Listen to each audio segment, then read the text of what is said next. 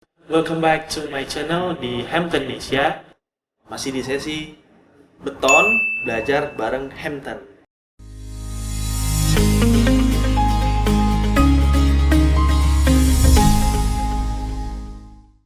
Nah, di sebelumnya kan gue pernah bahas tentang pala.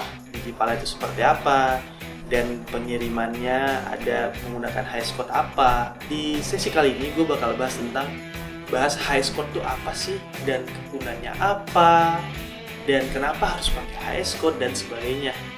Kalau kalian mau kirim barang ke luar negeri, biasanya ditanyain high code sama perusahaan logistik atau forwardernya. Dan bingung kan pasti, apa sih high code?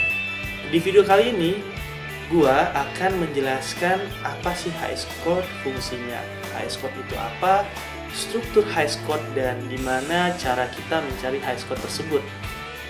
Oke, yuk nonton video sampai habis.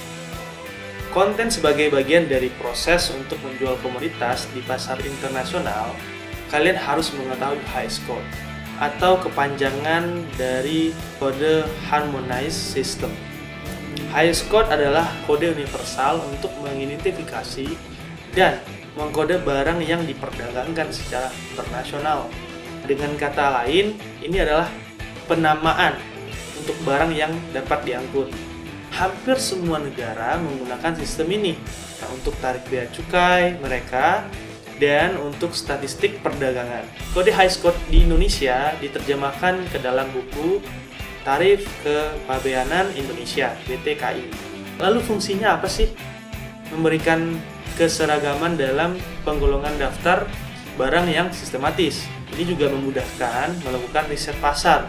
Contohnya, di video episode yang terakhir saya tunjukin market data biji pala yang utuh yang tidak dihancurkan atau digiling dengan high code 090811. Berbeda lagi kalau kita mau cari data market dengan biji pala yang utuh yang dihancurkan dan digiling. Karena itu memiliki high code yang terpisah. High code ini juga memudahkan pengumpulan data dan analisis statistik perdagangan dunia. Misalnya, pengen tahu nih komoditas kalian yang lebih spesifik apa lakunya di negara itu. Memberikan sistem internasional yang resmi untuk pemberian kode, penjelasan, dan penggolongan barang untuk tujuan perdagangan. Di sini juga dari high code kita bisa mengetahui tarif bea cukai, kode HS yang digunakan oleh bea cukai untuk mengklasifikasikan produk yang dikirim.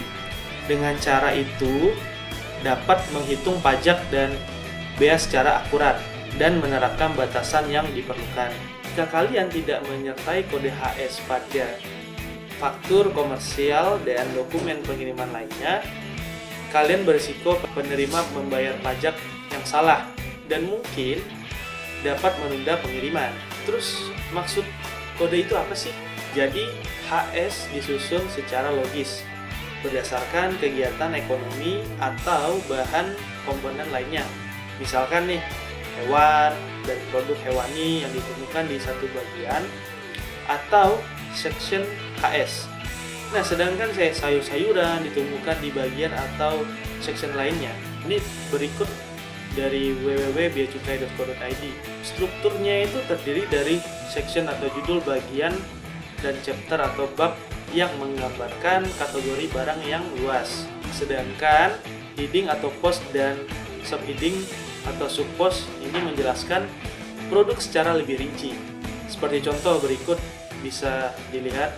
Contohnya adalah section 2 vegetable product, chapter 09 untuk coffee, tea, meat, spices, dan ada juga di 0908 untuk biji pala, bunga pala, dan kapulaga. Jadi walaupun mereka tidak sama, tapi diklasifikasikan menjadi satu chapter yang sama, yaitu jenis biji pala atau bunga pala dan kapulaga yang tidak dihancurkan atau tidak ditumbuk. Itu berada di heading 09081100. Jadilah HS code dengan 6 digit.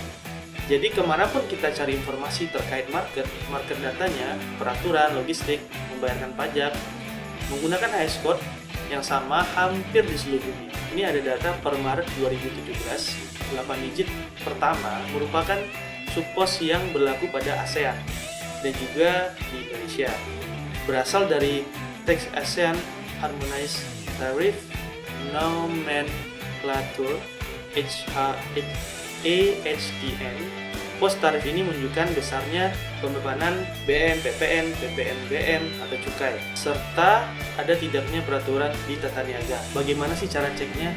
Yang pertama itu ada di www.beacukai.co.id, ada intr.insw.co.id, ada di intrade.kemendag.co.id. Semuanya sudah ada tercantum di dalam website. Menurut kalian informasi tentang Highscore yang selanjutnya, jangan lupa untuk kedepannya kalian juga lebih rinci lagi apa yang kalian mau ekspor nih. Mungkin nggak hanya cuma biji pala, atau di daerah kalian ada yang populer, dan itu semua udah ada HS code-nya, mulai dari kayu, nggak hanya komoditas yang rempah ya. Sekian penjelasan dari gua. Jangan lupa subscribe, like, comment, and share, and see you in the next video.